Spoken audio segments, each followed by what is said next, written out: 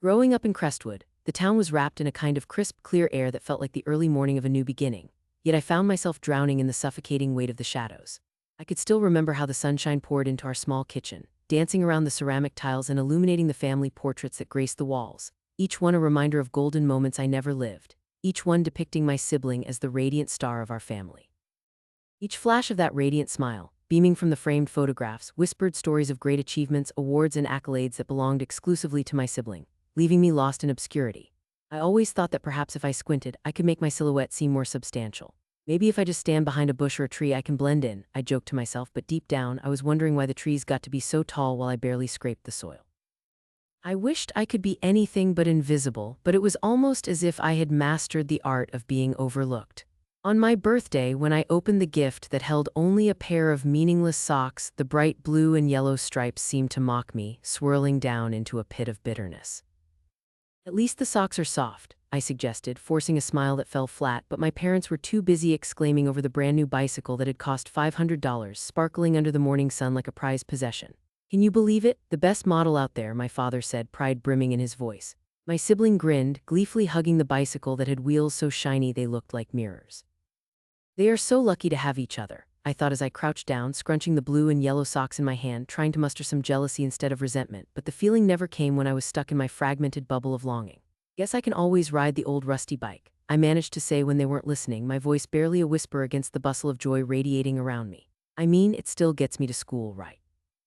Oh, honey, my mom eventually turned her attention toward me, brushing her fingers over my hair in a way that felt more like an afterthought than genuine affection. You should have seen the look on your sibling's face when they saw the bike. Some kids just shine in everything they do, don't they? I wanted to scream that it wasn't fair. Shine, that's what they said.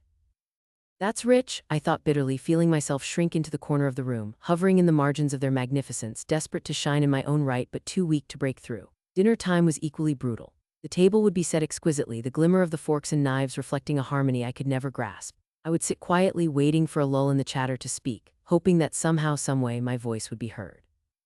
I finished my project on the solar system. I once tried, barely loud enough over the bubbling excitement about my siblings' recent soccer game where they scored the winning goal. Oh, that's nice, sweetheart, my dad had said, still gazing at my sibling who was brightening the room with tales of their fantastic footwork, the pride emanating from their overflowing triumphs. But did you hear how far your sibling kicked that goal? Incredible. I'm telling you, they are destined for greatness. My heart sank even further than before. Greatness, I murmured to myself, the word tasting bitter like the remnants of a stale cookie I had snuck into my pocket. Did I even know what greatness felt like? The answer was too uncertain, like trying to capture water in a sieve. As I sat through those dinners, the sounds of my siblings' laughter echoed like shooting stars, vivid against the backdrop of my silence. Even the food felt heavy on my plate. I'd shove the mashed potatoes around, pretending I was conjuring galaxies on my plate while my sibling was out in orbit, constantly winning, collecting prizes like candy. Why can't I just be the one who makes everyone proud? I wondered as I blended in, a ghost at my own dinner table, clinging to the hope that I would someday be noticed. Sometimes I would look outside from the window during those dinners, the glimmer of fireflies illuminating the darkness, and I longed for the same kind of light. Mom, can I help with dinner next time? I ventured one night, a spark of hope igniting within me. Oh, sweetheart, you know your sibling is so good at cooking, she responded without looking my way, her attention still glued to the companion that brought her more joy than I ever could. Maybe some other time, okay? Right, some other time, I echoed, although my voice faded away in the whirlwind of praise around the dining table. I could hear every syllable of their achievements drilling through to my bones, carving deeper caverns into the fragments of love I thought I deserved but never received. It's as if the very walls of our house were adorned with trophies, medals, and certificates that only mirrored accomplishments that washed over me, leaving me feeling more like a spectator than a family member. Do you ever get tired of being perfect? I whispered at my sibling's door once when I had the courage to speak, but my voice only echoed back, a faint reminder of the rift growing between us. Perfect is just the way it's supposed to be, they replied casually, leaning against the doorframe with a confidence that contrasted sharply with my insecurity. You might want to try harder, it'll pay off. Try harder, the words sliced through me, sharp and unforgiving. How much harder did I have to try? I felt like I was running up a mountain, slipping back down every time I reached for the peak. You don't even see how hard I'm trying, I thought, wishing they understood just how painful it was to drown in their reflected light, yet I never said a word. I merely nodded in silence, time and time again, my hopes dwindling with each encounter. Now as I look back, each moment layered upon each other like bricks, I could see the structure of resentment rising tall and sturdy, fed by neglect and the longing to be heard. The quiet craved an eruption like a volcano building pressure just below the surface. That quiet rage simmered hotter with every boast, every glowing detail about trophies and medals. You might want to try harder, I pretended to hear them whisper to me, as if it was both a seed to plant and a knife to stab. The quietness of Crestwood and its lullabies could have sung me to sleep, yet I refused to accept the blankets of silence. I would rise, I would push against the dark, and I would make my way, at least that's what I thought I would do, until every birthday and every dinner felt like another missed chance, another rope binding me to the shadows I had fought so hard to escape. Each day brought a new promise, maybe tomorrow they'll notice me. But tomorrow never arrived, at least not until it felt too late. I would remain behind that tree, wrapped in the shadows of a family that shone without me, desperately hoping one day the spotlight might sway in my direction, casting a faint glimmer of light in my own corner of Crestwood. I had to believe nonetheless that one day, perhaps soon, those shadows would break, and I could finally claim my place without feeling the pressure of perfection that had always landed in their lap. And when that day would come, oh, how glorious the retaliation of brightness would feel. The tipping point came when my sibling was accepted into a prestigious university, their entire tuition of $30,000 fully covered without discussion while I sat there, a recent high school graduate with a hard-earned scholarship that my parents barely acknowledged. The bright afternoon sunlight streamed through the window, pouring over the living room where my family gathered, a circle of joy that didn't include me. My parents beamed as they opened the acceptance letter, swallowing my silent scream as I gripped the arm of the couch, nails digging in as I tried to keep everything from spilling over. I watched the delight dance in their eyes, my siblings' accomplishments shining like a spotlight over my achievements, which felt so overshadowed, so small. I breathed steadily, fighting tears that threatened to spill over my carefully constructed mask of indifference. Wasn't I worthy of at least a fraction of their pride?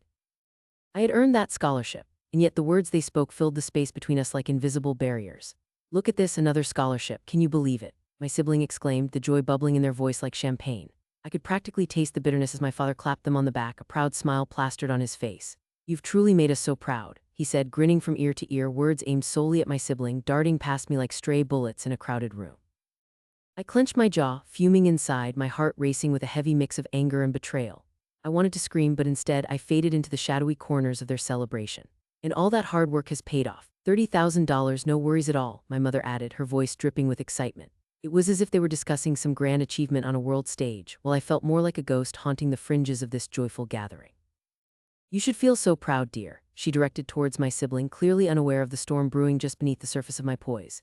Your future is bright. Thank you, I can't believe how lucky I am, my sibling replied, the conviction in their voice striking me like a blow to the stomach. I could barely hear the words, they echoed around me, a cruel declaration of my own inadequacies. I squeezed my eyes shut, trying to block the vision of my parents, their backs turned to me, their laughter ringing hollow. Anger pulsed through me like a living thing, more potent than I could ever remember feeling. I felt like a simmering pot teetering on the edge of boiling over. That night, with my heart pounding like a drum in the silence of my room, I pressed my face into my pillow, desperate to muffle the cries of rage and disappointment that clawed at my throat. Tears soaked the fabric, heavy and warm, as I struggled to regain control. They were tears of confusion, tears of hurt, tears of anger. I was an orchestra of chaos, unable to find a note that fit. I questioned everything. Was I not good enough? Did my accomplishments not shine bright enough to earn at least a nod of approval? I felt the betrayal seep deeper into my veins. My parents squandered fortune and attention like confetti without concern for the other child in the room. Was it wrong to want what they gave so freely? Was it wrong to fight for my own worth? I could hear their laughter still, echoing around my mind. A wave of furious determination washed over me. I had been silent for too long, suffocated by the weight of their favoritism, a reluctant participant in a script I had no control over. I couldn't stay submerged in the sea of resentment, I had to swim. After that night, I swore it was time to regain my voice. My mind began to swirl with a plan, one built on the foundations of truth and hurt. Funny how tightly it wrapped around my heart and soul, feeding off every slight they had ever tossed my way like breadcrumbs lost in the wind. I donned my armor, taking up my pen like a sword, ready to battle the monsters that lived in the edges of my family life. I would document everything, the unkind remarks that masqueraded as casual conversation, the moments of neglect turned into piercing barbs that chipped away at my self-esteem. I kept a small notebook hidden in the drawer of my nightstand, each entry laced with emotion and determination, transforming my anguish into evidence of my parents' carelessness. Do you really think you'll manage with just that school? My father had said one evening, his words like cold steel as I worked on my scholarship application. I mean, can they really offer you anything that a real university could? That comment sliced through me, and I quickly jotted it down, all the while remembering the dread of every time I had to defend my journey to them. It was settled. I would expose the reality of our family dynamics, a tale woven from the fabric of my reality. I even noted the time the family sat around the dining table and casually dismissed my victory at the science fair as a mere stroke of luck, while their eyes gleamed with pride at my siblings' every less than noteworthy achievement. How was it luck when I had studied late into the night, running experiments that drove me to the brink of frustration? "That's a cute project, Amelia," my sibling had remarked lightly, twirling their spaghetti. The offhanded compliment dripped with an air of condescension. My mother had nodded, her focus entirely on my sibling's latest story about their life goals. "You'll make a great scientist someday, I'm sure of it," she said without even glancing my way. I recorded that moment and so many others, like a detective collecting evidence against a cruel scheme, the unfairness of it all fueling my resolve. It wasn't about revenge at first, it was about reclaiming my life, my worth, the recognition that had always eluded me in favor of sharer smiles and my siblings' success. I began to embrace my own narrative, slowly reshaping the narrative of an invisible child into something with substance and voice. I would be heard, even if it was through the whispers of ink and paper. This documentation became my solace, my weapon. I wanted to demonstrate that I was not just a side character in someone else's story, but the protagonist of my journey. I imagined showing this evidence to them one day, creating a scene where they could finally understand the depth of neglect I had endured. My chest tightened at the thought, but it felt right, like I'd finally grabbed hold of a steering wheel that had been yanked away from me. Would they be shocked? Would they even care? In the days that followed, I felt a complete transformation in myself. I started looking people in the eye, speaking my thoughts instead of tucking them away in a corner of my mind. I weighed my words, choosing to speak with confidence. I became the architect of my own life, leaving the destruction of passive living behind me. I felt a sense of power swelling inside me with every moment I stood up for myself. I wanted to scream to the world that I existed, that my accomplishments meant something, that the sheer effort I poured into every late-night study session had value. My parents may have had their blinders on, focusing solely on a single child, but I would prove that the quieter victories also mattered. I leaned into those thoughts, tonight even as darkness washed over my room, engulfing me like a warm blanket. I took a deep breath, marveling at how vibrant my spirit had become, how each entry in my notebook felt like a step toward liberation. I would take the whispers of my anger and turn them into my voice, a voice that I intended to unleash on my family when the time was right. If they were too blind to see my worth, then I would shove it into their faces until the blindfold slipped away. I realized now that while I was aching for acknowledgement, I was also discovering my own strength. But this newfound courage came with a sense of responsibility too. It wasn't just about proving a point. It was about healing, about seeking not just validation but reconciliation with the truth of my existence. So the storm within me, once a chaotic tempest, began to settle, transforming into a pointed arrow bent on the release of everything I had held back. I was done with suffocating silence. I was done with allowing the shadows to stretch across my achievements. It was time to shine, time to embrace my identity, not just as the overlooked child but as someone worthy of love and respect, deserving of a space that was wholly mine. The weeks dragged on, each day stretching out like an eternity, but I welcomed the monotony. Each day gave me time, precious time, to reflect and to compile the evidence of the emotional scars inflicted by family members wrapped in the guise of love. The sun filtered through my bedroom window, casting warm beams onto the worn pile of papers on my desk, where words had transformed into inked memories. Each letter formed a testament, a whisper of my anguish as I poured my heart onto the page. I filled these pages with the acidic memories of condescending remarks, rolled eyes, and spiteful laughter that had become a soundtrack to my existence. I could almost see those moments like a dark cloud, hovering ominously, waiting for their moment to unleash a storm. One evening, the quiet of the night wrapped around me like a comforting blanket. My thoughts echoed in the dark, swirling like leaves caught in a gust of wind. I sat cross-legged on my bed, the soft fabric of my blanket draping over my legs. The radiance of the moon streamed through the window, casting a silver sheen across my room, illuminating the crumpled papers scattered around. Shadows flickered in the corners, embodiments of my simmering rage and sorrow.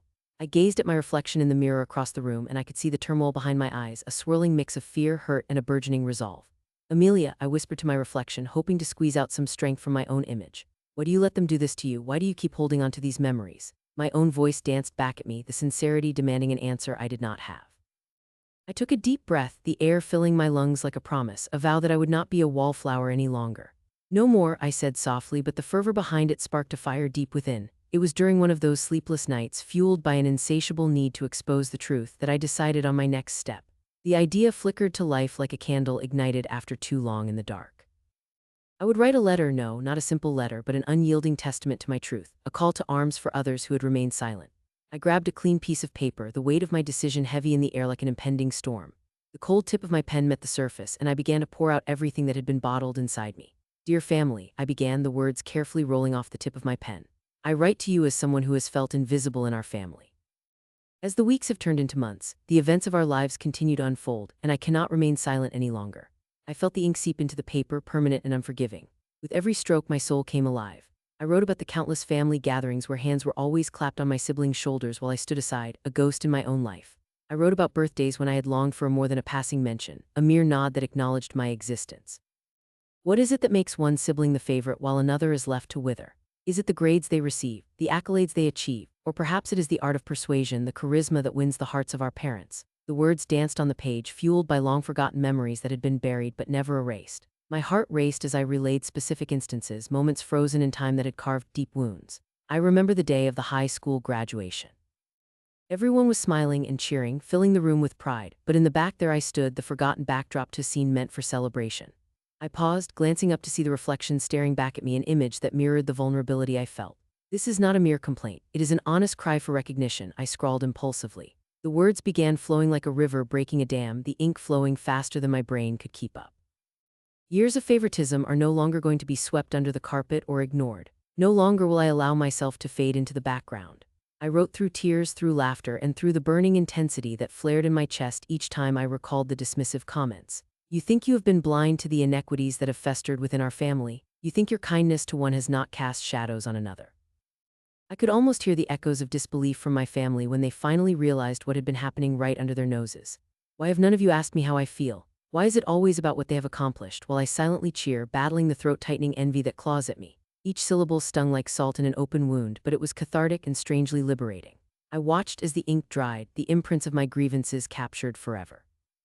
I could feel something ocean-deep shift inside of me, a determination that I had long thought beyond my grasp. With trembling hands, I folded the letter carefully, like cradling the heart I had laid bare inside its folds.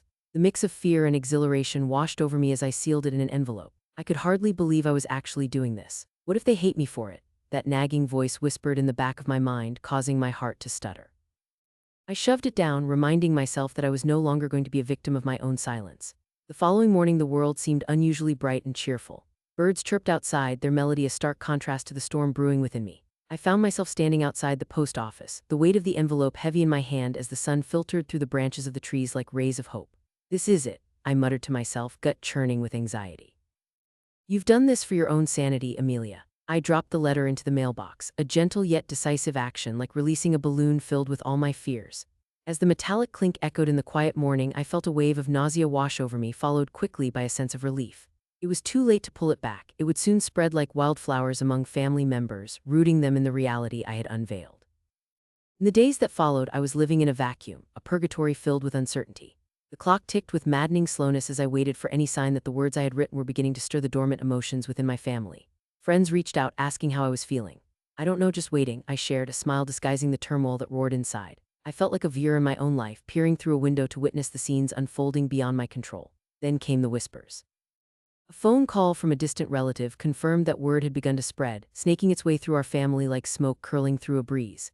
"Amelia, have you spoken to your parents? They seemed surprised, almost upset after your letter." I swallowed hard, my heart pounding. "Upset? No, I mean yes, but I think they need to hear it. They have to know before they can understand." My voice shook, the tension thick like fog curling around me. The anticipation hung like a taut string, vibrating with the electric possibility of change. Later that evening, as twilight deepened the sky into a cobalt canvas sprinkled with stars, I retreated into my sanctuary. The weight of my truth pressed on me, and I knew the family would face this reckoning together, and soon enough they would no longer be able to ignore my existence. I might have ignited a firestorm, but for the first time in years I felt strong. The act of revealing my pain had birthed in me a flicker of power I had seldom tasted, a power I would cautiously nurture. The phone rang and the sound smashed through the silence of my room. My heart leapt into my throat as I reached for the device, half expecting to hear voices laden with disappointment. Instead, it was a distant cousin. "Hey, I just heard from Mom. She was talking about your letter. Amelia, things are going to change." The sincerity in her voice coaxed out a long-lost weight from my chest. And that was the moment it dawned on me. Retribution was not simply an act of vengeance, but an invitation for clarity, for empathy. I had planted the seeds of confrontation, nurturing them with honesty and courage, and now I waited for my family to respond, to wake up from their slumber. For now, as I gazed into the mirror once more, I was met with a new reflection. Where there had been hesitation, there was now resilience. I was ready for whatever storm might come next. I remember the moment everything began to unravel, like threads of a tapestry pulled apart until the fabric is left tattered and raw. It was as if I had been holding my breath for years, and in that single explosive moment I was finally able to exhale. My siblings stood there, eyes wide and shaking, the very picture of disbelief. I relished the sight. It was a cruelty I had quietly savored as the truth flooded the room. Our family had never truly seen me, had they? No, all they saw were the sparkling achievements of my sibling, a curated gallery of talents and accolades that obscured my own existence. Each time we gathered, I had felt like the overlooked shadow, the fading backdrop against the vibrant scene of my sibling's life. And now, as the reality of my hidden anguish surfaced, there they were, my family, stepping into the stark light of truth. I can't believe you would do this. My sibling's voice trembled with rage and betrayal. Their cheeks flushed deeply, the fire of fury mixed with embarrassment, creating an almost comical contrast to the chaos unfurling around us. Though they were usually the confident one, projecting an aura of unassailable success, this time that facade was cracking, exposing a child who had been strings of lofty expectations rather than the favored offspring my parents had molded them to be. Do what? I replied, my voice steady, belying the tumult of emotions swirling inside me. Do you mean finally revealing all the lies? Or are you just upset that I dared to claim my own space in this family? The slight smirk tugging at my lips, unwelcome as it was, felt foreign and liberating all at once. Satisfaction flooded through me as their fury hung in the air like a thick fog, palpable and suffocating. How could you? You knew all this time, they spat, hands trembling by their sides as if holding back a storm. I had always seen that storm brewing and waited patiently for the moment to release it. The longer it gathered, the more powerful it became, a volcano on the verge of eruption. Now that eruption was in essence the culmination of unvoiced grievances all boiling over in a single confrontation. Mom and Dad will never look at me the same way again. You've ruined everything, ruined everything. The words slipped from my mouth like silk, effortlessly gliding past the walls of resentment.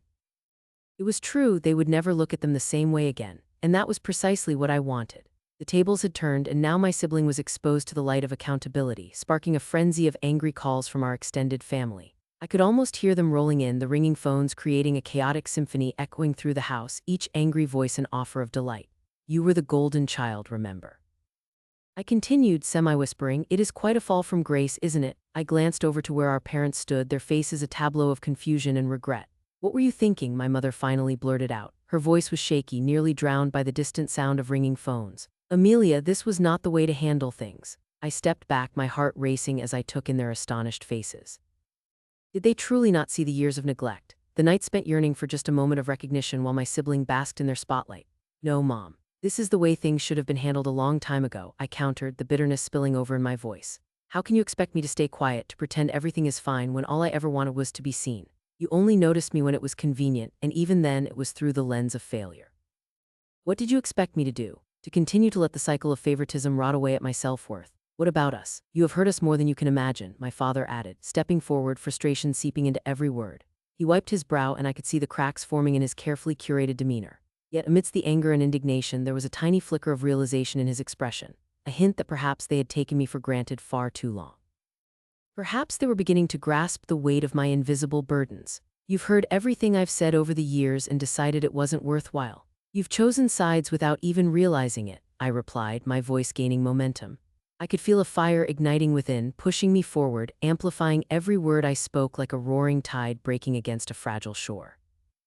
Every time I achieved something, you were already too busy to notice, too busy celebrating my siblings' successes when all I wanted was for someone to acknowledge my effort too. Suddenly, the reality of the situation hit them, and I could see their expressions shift. Amelia, I didn't know, my mother replied softly, her voice cracking. We only wanted the best for both of you, and maybe we didn't balance it the right way. We're sorry. The apology had the weight of a stone sinking into the depths of a still lake. On the surface, it seemed genuine, but underneath lay a churning current rife with reluctance. Sorry doesn't change the years of hurt, does it? I replied more quietly this time, disappointment lacing my tone. Even in this moment of satisfaction, the reality of my past gnawed at me. Memories of missed birthdays and unacknowledged achievements flooded through my mind like a tidal wave.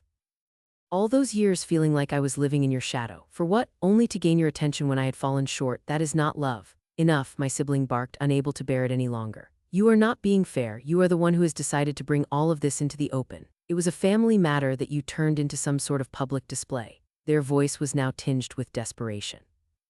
I could see the devastation etched in their brows, and my heart ached with a strange mix of fulfillment and lingering bitterness.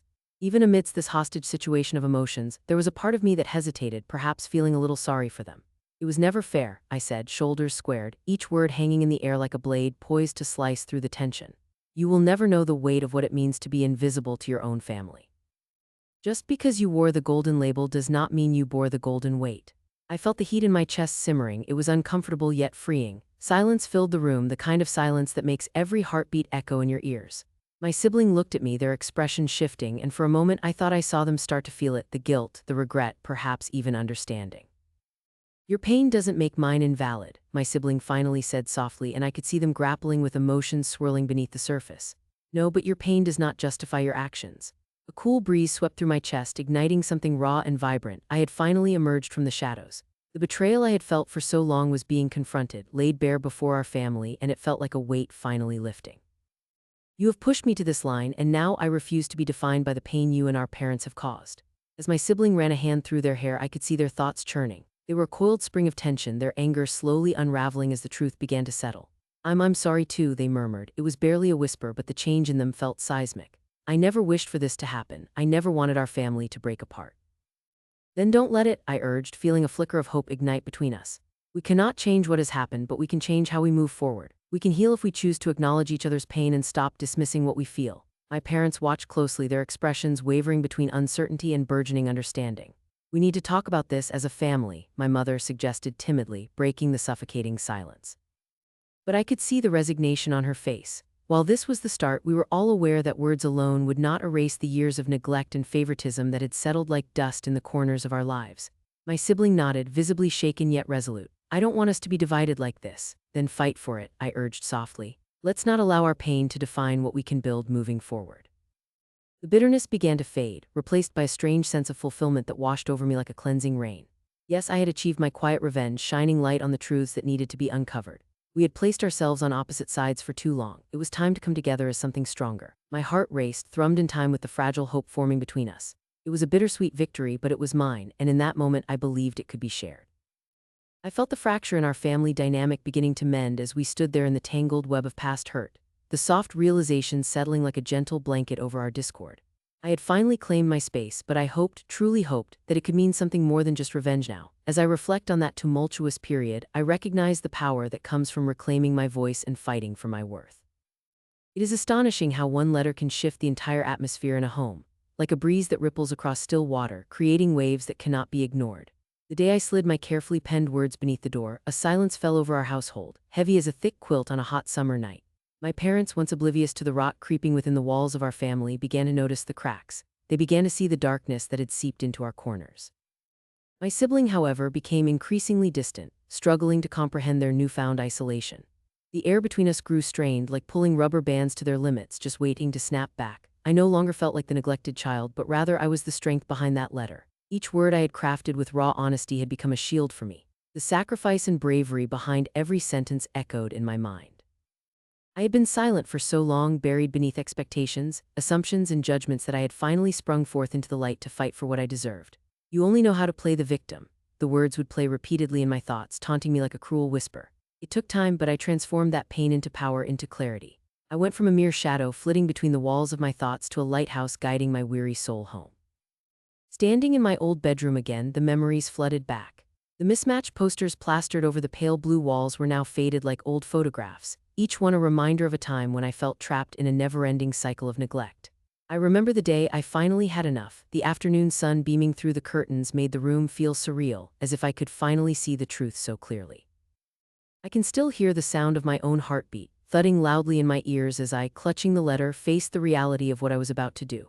Amelia, we need to talk, my father had said, leaning against the doorframe with that concerned expression that often reminded me of a concerned deer caught in headlights. His posture was tense, but there was something different about him that day, something softer. I gazed past him into the living room where the shadows were gradually dimming as dusk settled, the lone lamp flickering to life. What is there to talk about? I asked, trying to sound indifferent but feeling the panic rise like bile in my throat. You've already made it clear how you feel. We didn't know, sweetheart. No one did, he said, his voice low, almost pleading. I could hear the regret, the realization washing over him like a wave. And now that you know what? Will everything be better just because we talk about it?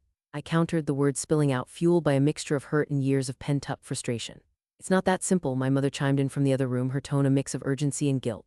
I could visualize her now, fingers twisted nervously, standing by the kitchen sink. We didn't mean to push you aside, Amelia. Didn't mean to, it felt intentional more often than not, I shot back, crossing my arms defensively.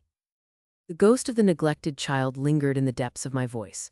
I spent years trying to convince myself that my needs didn't matter, and you know what? I hate it. I hate that you never saw me. As the words hung in the air, their heaviness was palpable. I could feel my heart race, each beat a small rebellion against a lifetime of being unseen. But inside, beneath the anger, a flicker of something more potent than indignation welled up, hope. Maybe there was a way to forge understanding, to alter the course of our family story. Can you imagine what it felt like? I continued, my voice quivering slightly as I pushed back against the wall of disbelief. You had your lives busy and full while I was just here, alone, and the worst part, I was too scared to voice it. I paused, watching them absorb the reality of what I was saying. A moment of silence stretched, and I could see realization dawning on their faces, a painful awareness as if I had peeled the scabs off long-healed wounds. "I read your letter," my father finally admitted, his gaze unwavering. "It hurt to read, but I understand now. We failed you." The vulnerability in his voice disarmed me, but I couldn't let go of the years of sorrow so easily. "You must have known something was off," I pressed, each word coated with a hint of bitterness. "I was screaming for help and nobody listened. We were caught up in our own lives. I'm not trying to excuse it, I'm just," he faltered, searching for the right words. "I never thought about how it affected you. I assumed you were fine. It was wrong of me." The weight of his admission hung heavy in the air, filling the empty spaces around us that had previously been fortified by silence. I studied his face, now lined with worry and regret, the shadows casting deeper grooves that whispered of the time lost. He looked older, as if the burden of understanding had aged him in an instant. "Maybe it's time we actually see each other," my mother suggested tentatively, her voice barely above a whisper. "I want to know you, Amelia, I really do." Her words wrapped around me like a delicate silk scarf, warm but still unsure. For a fleeting moment, a strange sensation bubbled inside me, a mix of yearning and resistance. Could it be possible? Could they really want to change? Or was this temporary, a momentary flicker of hope before everything fell back into place? "Yes," I replied, nodding slowly. My mind was racing, and within that moment I realized something profound. I had delivered the truth, and they were listening. Each hesitant heartbeat echoed loudly, a reminder of the past, yet tinged with a cautious optimism. Would they remain willing to learn? "Let's start with dinner together, every week, just the three of us. No TV, no distractions, just talking," my father proposed, his earnest expression resonating deep among the shelves filled with memories that had previously felt void of connection. I felt the knot in my stomach begin to loosen. The idea seemed foreign yet inviting. "That sounds okay," I managed to say, almost surprised by my own words. In that moment of tentative acceptance, I realized something profound. The dynamic within our family had shifted. I was no longer the invisible child. I had become the catalyst of change. I had not just exposed the truth, I had illuminated it, forcing my family to acknowledge their mistakes. After our discussions that night, the air in our home felt different, shifting, elastic, like the promise of spring after a cruel winter. My sibling, however, remained in the shadows of their own world, retreating further with each passing moment. They struggled with their own feelings of isolation, growing distant after witnessing the newfound attention I seemed to command with my boldness. I wanted to reach out to them, to comfort them, but the words eluded me. Time passed in waves, and each week we gathered for those dinners. The atmosphere shifted with every meal. The sincere laughter that once felt foreign became familiar. Sharing stories replaced the sterile silence that had lingered for years. The awkward pauses transformed into meaningful conversations where fragments of our past began to heal. Yet I could see my siblings' discomfort. They sat quietly, more observant than involved, their gaze filled with confusion and envy. "You feel angry?" I asked them one evening, sensing the tension simmering beneath the surface as they pushed peas around their plate. "That things are different now." "I don't know," they mumbled, their voice shaky. "I just don't understand why you now it feels unfair." Their words tore deeper, each syllable a needle. "I get it, I do," I replied carefully, attempting to breach the chasm that the past had created. "But I had to fight for my voice. You can too. I don't want you to feel left out." My siblings' brow furrowed as they looked at me, the fight against their emotions evident. "It just feels like I've lost you," they said quietly, vulnerability breaking through the barrier of defiance. "I never thought about your pain until now. It's just hard." "I never wanted to go through this alone," I confessed, the weight of our shared history heavy on my heart. "But you can join me in this. I don't want to leave you behind. It's time we fight for all of us." As the words settled in the small space between us, I could see their defenses start to crumble. Our story was rewriting itself, the script altered by my courage to step forward and take the leap. I walked away from the dinner table that night feeling the satisfaction of being seen and valued, my pain transformed into power. With every word spoken now, the past felt less like a prison and more like a pathway. Each conversation built bridges where there had once only been chasms. I was finally stepping into the light I had longed for while basking in the shadows. My childhood resonated throughout our home, and in this new light there was space for healing, recognition, and most importantly, connection. And as we began to explore what it meant to truly see one another, I realized that the fight for our family was not over. It was just beginning, and I felt ready to embrace whatever came next.